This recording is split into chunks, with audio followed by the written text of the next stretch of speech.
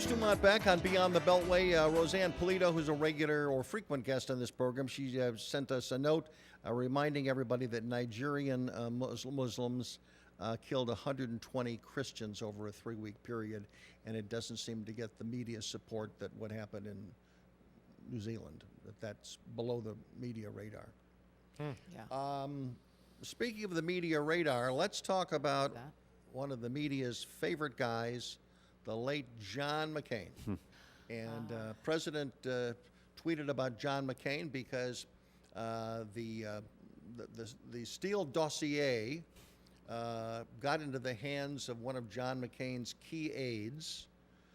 He shared that information with John McCain, who took allegedly 30 pages of it and sent it over to the FBI. This was in 2016.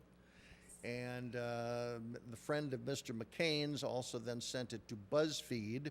And although the mainstream media refused to carry the story because it involved so many salacious things about Donald Trump in this dossier, which had been corroborated by no one and hasn't been corroborated by many since, it was revealed last week that Senator McCain and his former aide were in receipt of something that was passed on to the FBI, put ultimately into the mainstream media, talking about the salacious aspects of Donald Trump, all unverified. And Donald Trump didn't like it, as you can imagine, and he erupted and challenged John McCain, talking about things that he had done against him by releasing this. He thought it was disgraceful conduct by Senator McCain, and it brought up the whole subject of Donald Trump's opinion of John McCain, who is held in very high esteem by a lot of people because of his 5 years as a war hero, being a POW, and it goes back to things that was said by Donald Trump during the campaign about Senator McCain. So that started a battle, a vendetta, if you will, by Senator McCain. And I want to ask our two Republicans here. John McCain was once at the highest pinnacle of American politics, I think, in some respect, insofar as respect is concerned, even though he was rejected by the voters when he ran against Barack Obama. Josh, what do you think of Senator John McCain now, based on what was revealed last week? I think John McCain served his country admirably as a war hero and as a senator, but I don't like that he did this. I think that it's problematic and troubling. Right. And I just it feeds into the narrative that mainstream Republicans are against Trump, and Well, they are, aren't they? And I think they are, and I think this just is more proof to Trump's supporters that to his hardcore supporters that the deck is stacked against them. Right. Stephanie? I was a McCain delegate, so back then I think there was and certainly. Before the general election, there was a lot of great pride out there for John McCain. I mean, he came from behind to win the nomination, and his status as a war hero, as someone who had. But he came with some baggage. Is there any doubt? With baggage. I know, but is there any doubt in your mind that the reason that John McCain did everything that he did against Donald Trump, including voting against the repeal of Obamacare, was because Donald Trump said very bad things about him in his I don't run think it for was the White just House. that. I think that, sad to say, John McCain made it all personal. And it was Always a did. personal vendetta. It was a personal thing. And that is unlikable in politics when you make it that way. Phil Beverly, can you look at this objectively?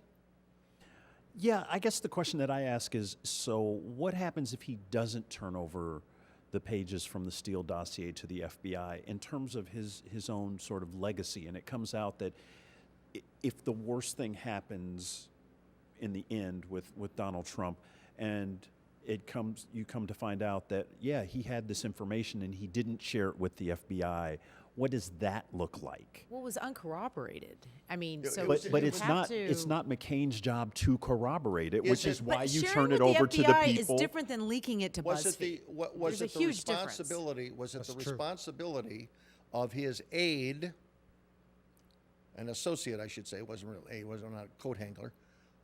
Was it responsible for him to take that information and give it to BuzzFeed, with all of the salacious information included in it? That was unnecessary. Because that information, it eventually got picked up by the mainstream media. But they had denied it. They wouldn't carry it because it was unverified. They ultimately decided to carry it because BuzzFeed carried it. And what was in there, the most salacious aspects of that have never, ever been proven. They were used by late night comics. They were used in a derogatory speech, defamatory skit on Saturday Night Live. They took that lock, stock, and barrel as a bona fide fact, and that has led to where we are today, including the stuff that ultimately went to the FBI to be investigated by James Comey before he was fired by Donald Trump. And we still don't know if it's been corroborated or not. We know Because it hasn't is been. Isn't it this might have hasn't been been. corroborated, Aren't and we- you don't know, Stephanie. You don't know. This is an ongoing investigation. It may have been So- corroborated and not been revealed So yet. far, we know. There's it says not a rule of thumb in media is that certain political leaders get good press because they help out members of the media. John McCain was one of the most popular people in recent years amongst the Washington press corps. That's why he was on Meet the Press or on one of the Sunday shows virtually every other Sunday for almost 5 years. He was the darling. And I've got to tell you, anyone that's on the air that much is probably feeding dirt Right. to other members of the media that may have embarrassed Republicans. Let me finish. And the idea of getting some dirt, it's like a 16-year-old gossip. They got dirt, and he couldn't wait to get it out. Now, again, he took the high road and said, well, I'm going to share it with the FBI, and his aide sent it to BuzzFeed, which started the whole controversy about the Steele dossier, which was created and paid for by Hillary Clinton's campaign. Now, am I the only one at this table that is outraged by that? Mike, are you outraged at all by that? You're a Democrat. I can't get into what, I mean, John Kane's not here to explain himself or defend himself, and his aide's act of giving it to the press. I will say that John McCain, in particular, seems to have gotten under Donald Trump's skin more than most people, and I think that the fact that this had Vice versa. Well, I was going to say, yeah. and vice versa. And I do know that but I just suspect that if John McCain did this, he was doing it because he thought it was best for his party and maybe No, best he for thought his it was country. best what was for John McCain. And Yes. sadly, and here's the thing, he thought he was the media darling until he actually ran for president. And then he realized he wasn't the They media turned on him. darling. And what they did to him and Sarah Palin is beyond reproachable. And yet he still kept going back to them. He wanted their approval for so long. And I think what we saw at the end, unfortunately, Got was it. his bitterness made him not just a thorn in Donald Trump's side, and he only did it because he was against Donald Trump. It wasn't for But the the good. media loved him and loves him. They That's loved true. it, yeah.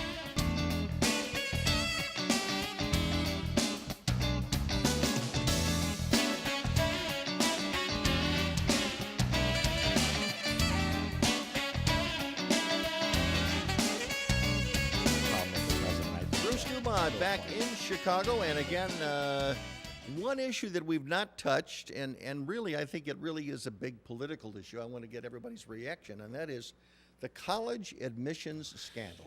It's something that everybody is talking about, whether you're Republican, Democrat, young, old. You've got an opinion on this. Yeah. Let's start with you, Stephanie. I have an incredibly strong opinion because I'm in the throes of it. I have two in college, one about to go to college, one about to apply to college, and one. Did you so make I'm any through it. donations to anybody? kidding. Did you Darn, I did this wrong. I will say this, and this is everybody I know is talking about this, and I can't even go to the grocery store without it.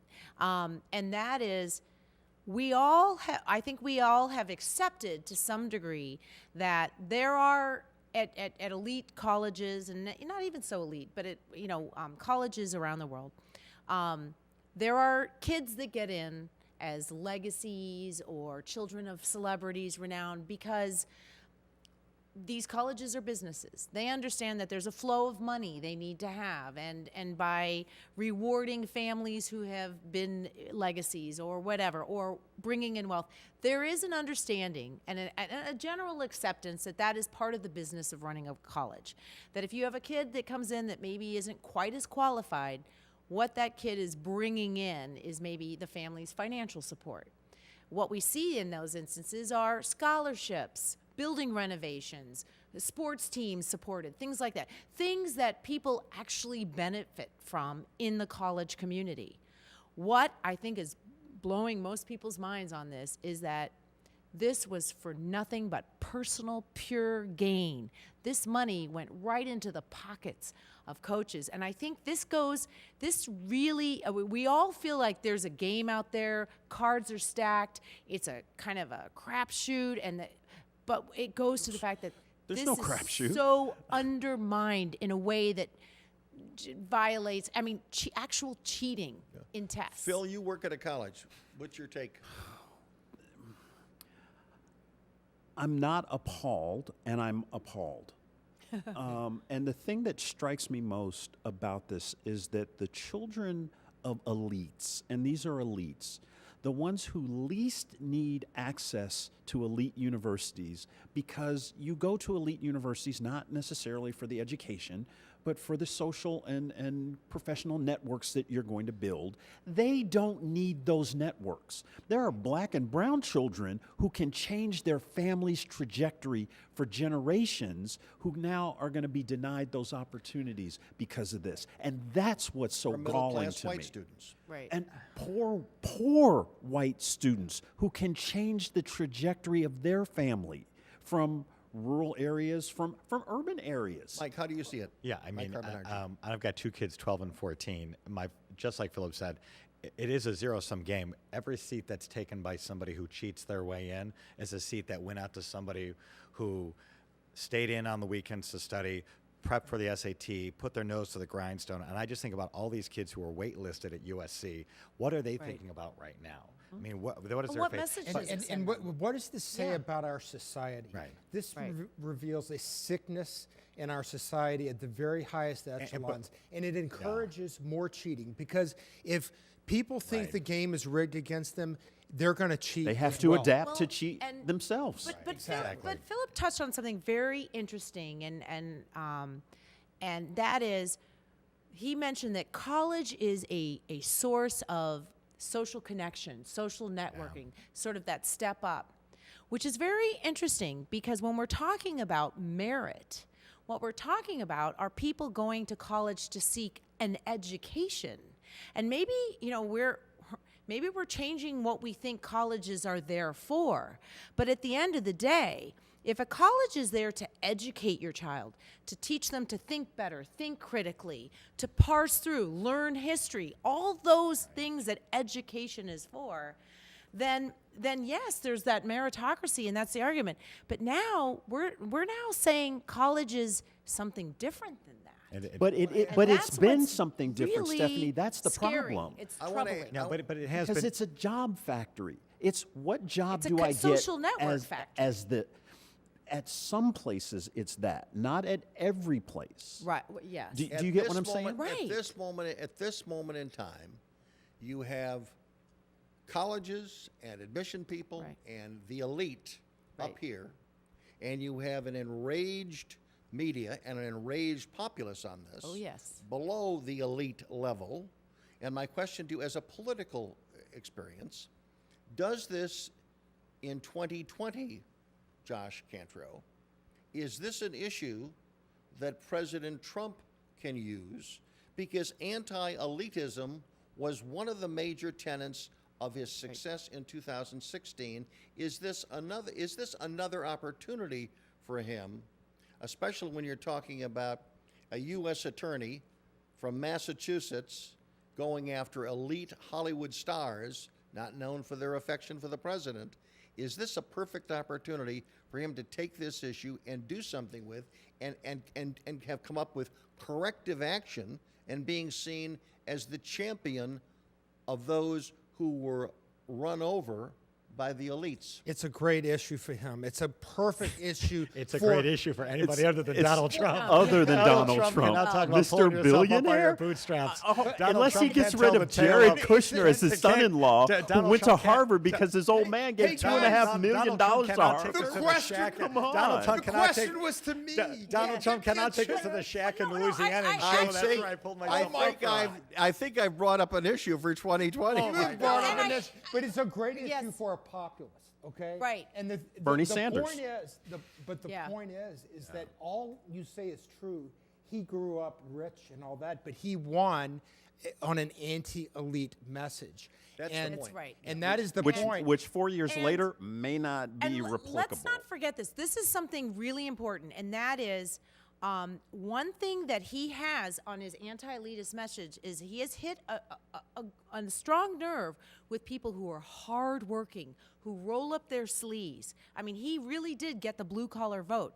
And so what we're talking about is he can relate to, and this is how he can counter many of these Democratic hopefuls, and we can get into that later, is that what we're saying is you can get into college on a veneer. College is a veneer. It's about how you present yourself. It's your social connections. It's this. And he has basically said, you get to college by hard work. One of the things that people supported Donald Trump is he's not a traditional politician.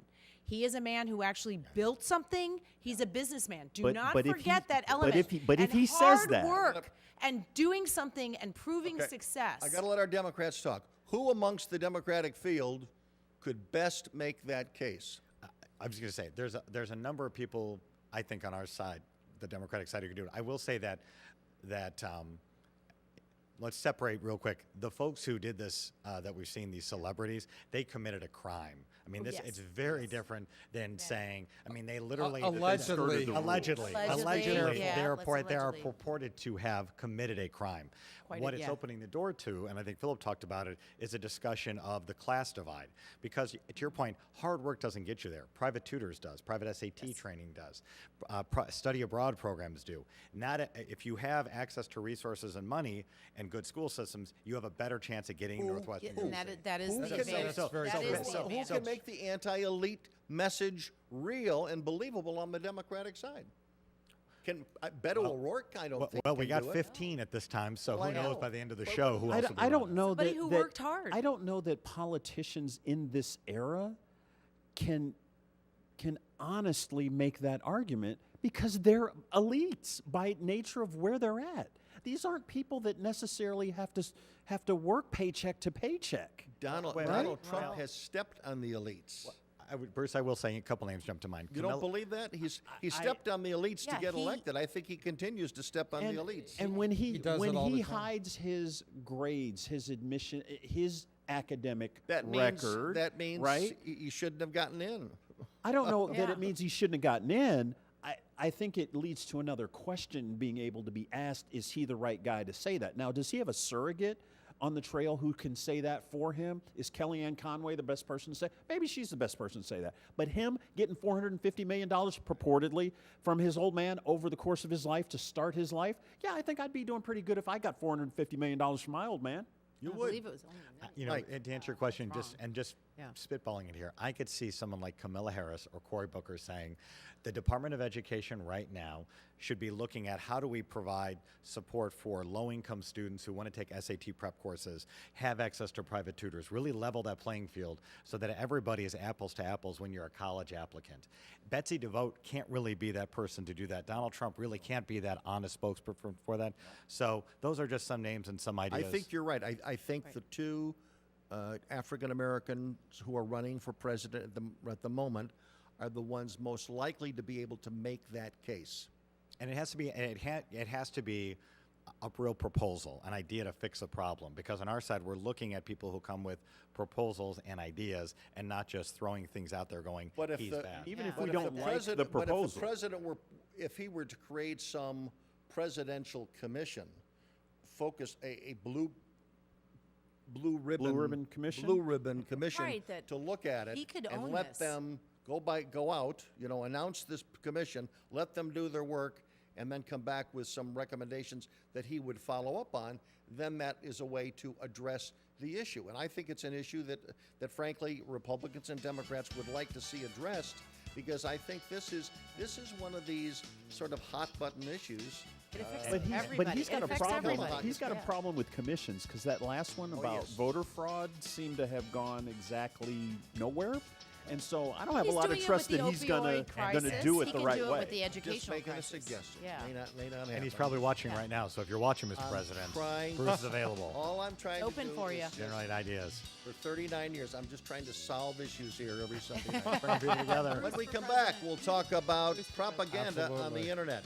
Don't go away.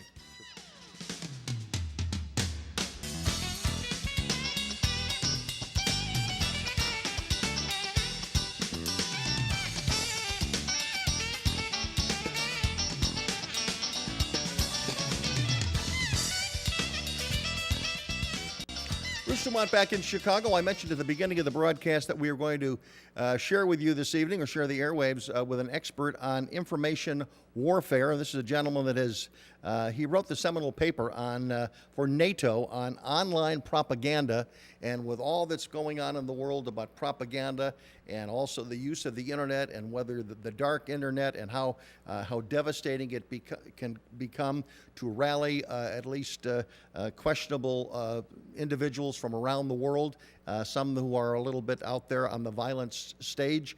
We're inviting back an old friend of this program, Jeff Giesing. Jeff, nice to have you with us. I've given you a brief introduction. We'll talk more about it as the interview flows. You're joining us from Washington, D.C. this evening. But what is your reaction to all of the post-New Zealand controversy about the internet, and maybe the need to govern the internet to be able to stop shooters from finding like-minded believers around the world? We're not hearing your microphone. Is he on the speaker? Keep going. Go ahead. Try it again. We got a little problem with our speaker. Go ahead. No, we are not hearing Jeff.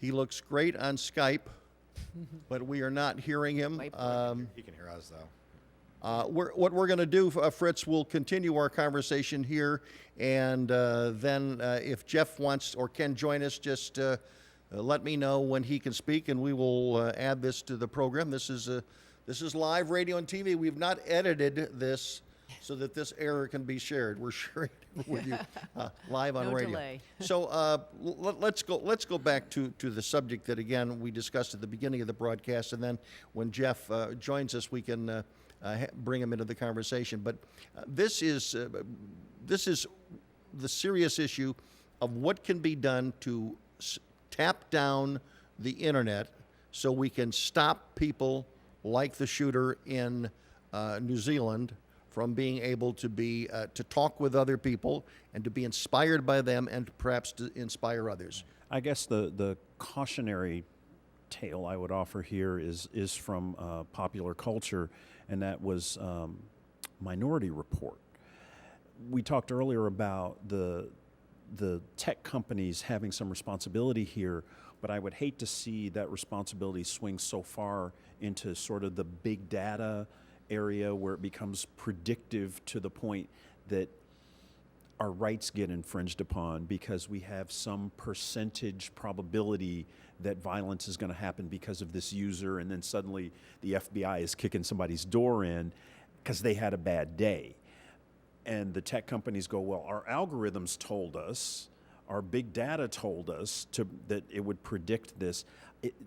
It's a human thing. Right. Right. And what you're raising is a great point. It's privacy. It's the right to privacy versus the duty that governments have to protect individual citizens. But there's another issue here. We're talking about Facebook. Facebook is in virtually every country in the world, or Right. most countries in the world now. Maybe not China, maybe a few others. I mean, what law governs? What law governs this type of situation here?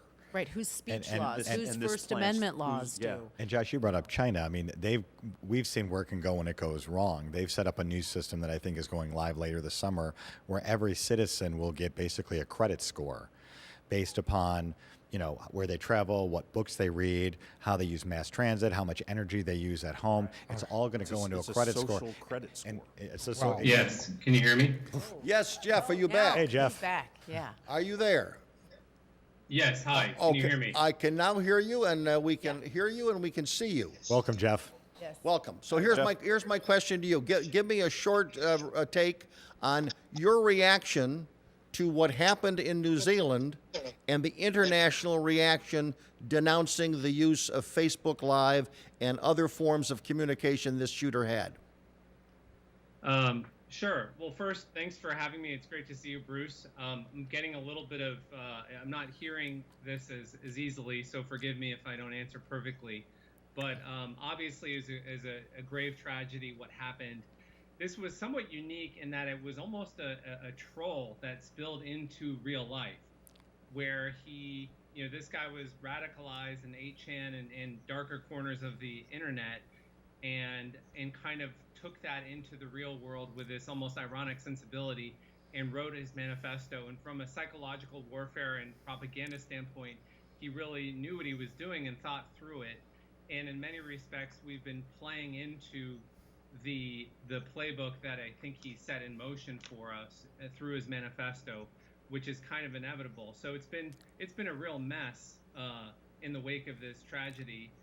But at the same time, I think different people are chipping away at the issue in different ways, and I think there's a lot more of a rapid OODA loop, a learning loop around these types of situations now today than there was 2 or 3 years ago. And there's also a deeper understanding, I think, of internet culture, and some of the analyses that I've been reading on that have been much better. And then in terms of shutting down the internet, or how do we not mention his name? Do we not post the video? Do we share the manifesto? I think those issues are really still being ironed out. Philip Beverly has a question for you. He's a professor at Chicago State. Hi, Jeff. You mentioned radicalization of this New Zealand offender. Is the radicalization process sort of universal, say, with radical Islamic fundamentalist and white nationalist, and along the continuum of people? So and I asked the question, so is there a larger sort of way to get all of them, or are they sort of unique? That's a great question. There is, they all have the similar characteristic in that I would call it stochastic terrorism, inspired by online propaganda and signifiers. So they're similar in structure and then different in form. So somebody in theory could be radicalized into Islamism and kind of ISIS ideology through online chat rooms and so forth, and then without any instructions from anybody carry out an act of terrorism. In this case, it's sort of similar, where there isn't a coordination or organization, but somebody could get radicalized online and then have that spill out into the real world. And in theory, any foreign adversary, any movement globally could use the same playbook. So this issue isn't just about white nationalism. It's really about the structure of terrorism in the 21st century. To what extent, when people are communicating online, maybe for a goal of creating some form of violence, okay, so they're communicating with each other. Who is observing, who is watching and reviewing what's going on, and at what point do they say, aha, we have to stop this, or there's something going wrong here that we should act on? So that is up to the different platforms. So right now we have platforms in different locations around the world. I think a good example of this is Gab. Gab is a site very similar to Twitter, and you may recall the guy who shot 10 or 11 people in the Tree of Life Synagogue in Pittsburgh posted on Gab just before then. And Gab says that it abides by all U.S. laws. It positions itself as a free speech platform, and it cooperates with all authorities and so forth. And yet it still kind of has all of these other elements of, cesspool language and so forth. So I think it's up to individual platforms to monitor themselves on the one hand, and then there's a legal compliance situation where Gab, for example, being based in America, has to obey U.S. laws and willingly does so. But we're moving towards an era where, conceivably some of these platforms will be beyond the reach of any government and any law enforcement agency. So 8chan, for example, I don't know where that's based exactly. I believe the ownership is in Japan. I'm not sure. Don't quote me on that. Yeah, so it's really up to the platforms to monitor this stuff. I think governments are getting smarter about managing and monitoring the information environment. But pretty soon we'll move to an era where I think communication will take place in beyond the reach of governments and the law. Are you worried about what happens next in the wake of New Zealand and the investigations and the conversations that will follow? What do I think will happen next? Yeah. What are you worried about it? Are you worried about anything? Yes, I mean, I think I worry about a couple things. One is I worry about an overreaction to this because I personally am against a lot of the censorship, and I believe strongly in civil discourse and freedom of speech. So I think there's a risk of overreactioning from that standpoint. I think there's a risk of playing into the playbook that the shooter wanted, which is accelerating the civil strife happening across the West, and that kind of dialectic of violence, you could say. And then I also worry about this could become more common with more destructive technology. We haven't seen this with bioweapons, for example. Like, imagine this guy with bioweapons. That's what we need to be thinking about. When we come back, we're going to pause for some breaks, and then when we come back, we'll let other questions from our guests, and I've got a few more for you as well. We're talking to Jeff Giesing. He joins us from Washington, D.C. this evening. He is an expert on online propaganda. Back shortly from Chicago and D.C.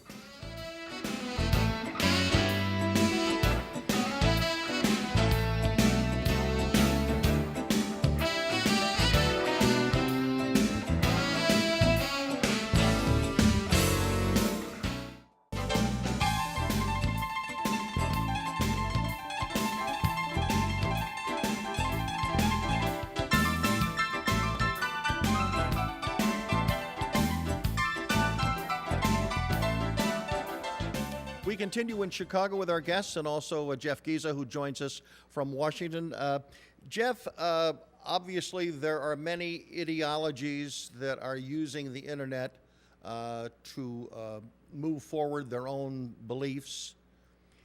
Is there, and a similar goal that I would think that some would have, would be just general chaos, just, a rage against governments everywhere.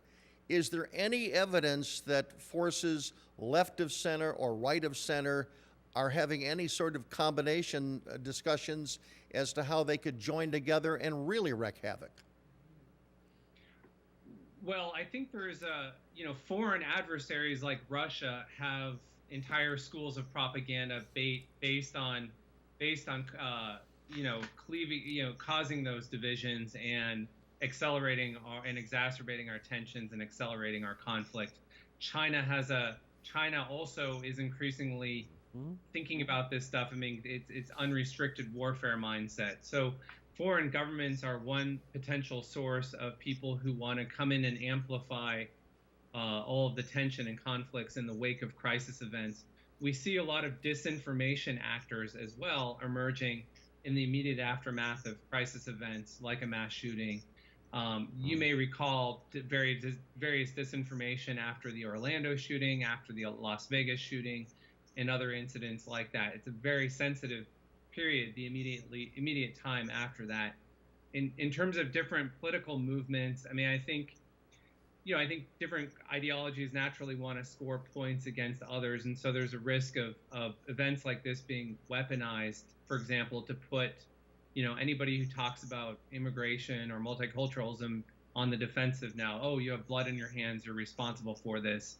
We saw even a version of that with Chelsea Clinton. I think a lot of that's just sort of cheap political, taking political shots. In terms of formally stirring up tension, I haven't seen as much movement activity around that.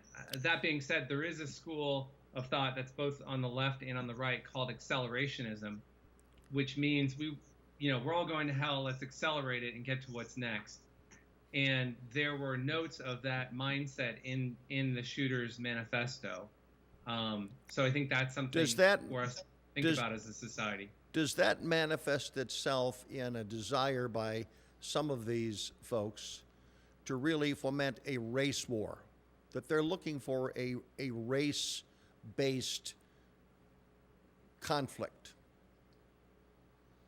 Well, I think that to a degree, yes. I mean, I think that there are ongoing issues that are legitimate issues and grievances in the West that I think we're all grappling with. And there's a sense that the West system is cracking in some ways, right? This kind of neoliberalism combined with open immigration, what they call invade the world, invite the world, and so forth. And I think we're seeing some of the flaws in it, and the reaction has emerged in the populist right with Trump and Brexit and Orban and Salvini and Bolsonaro.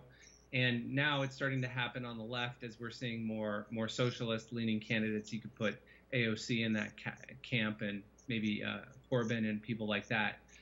So I think there's a natural bubbling up of issues that we're grappling with in the West. And there's kind of this underlying ideological issue of open borders and multiculturalism against people who believe in sovereignty and a certain identity of their country and perceive that as being under threat. Add to that an economic and social situation where we have an increasing number of unmarried young men whose prospects have gone down since from their dads, whose wages have not increased, they have more debt, healthcare costs a lot more, and they see lots of changes demographically and so forth in the company. And I think that cohort is starting to lose faith in the system, and that's where there's real danger of those people, radicalizing and embracing an ideology that says America's sort of screwed anyway, or the West is screwed anyway. Let's just burn it all down, and then we can start from the ashes. And I think it's really dangerous when that becomes rational for people. Stephanie Hitt has a question. It's interesting because you're talking about basically two different levels of information that's competing out there. One is this war of ideologies, and that's, we have this multiculturalism and these battles about immigration and so on. But then you've also got it like a different level, and that is the person who is actually going out there to find a way to do actual harm to people, not just to ferment trouble, but to actually go out there and to take action. Is there any sense that there is an international standard among governments to sort of separate those two and to be able to find a way to isolate the truly dangerous, the lone wolves out there, the people that actually are going to go out on their own and do something terrible? 40 seconds. And how do we communicate with governments on that? 40 seconds for the answer, Jeff. Yeah, no, I think that's a terrific point, and we need to be very proactive at catching people when it converts into violence. And political violence, no matter any political perspective, is absolutely wrong. And so we really need to be aggressive in countering the violent forms of this extremism. And we also need to be careful of not over-labeling, painting with too broad a brush. That will backfire big time. We need civil discourse. It's really our only way out of it. Jeff Giza, I want to thank you very much for sharing your thoughts and opinions. Hopefully, we can have you back on this program again to continue sharing your thoughts with our audience. And also the next time you're in Chicago, We'd love to have you around the Red Round Table here in Chicago. Thanks very much, Jeff Giza, joining us tonight from Washington, D.C. I want to thank Mike Carbonaggi and Phil Beverly on the left side of my panel. On the right side, Stephanie Hitt and Josh Cantrell. We thank you very much for joining us on this St. Patrick's Day edition of Beyond the Beltway. Our thanks to Fritz Coleman and Sam Greenberg for their assistance in the production of this program. Until next week, this is Bruce DuMont. Good night from Chicago.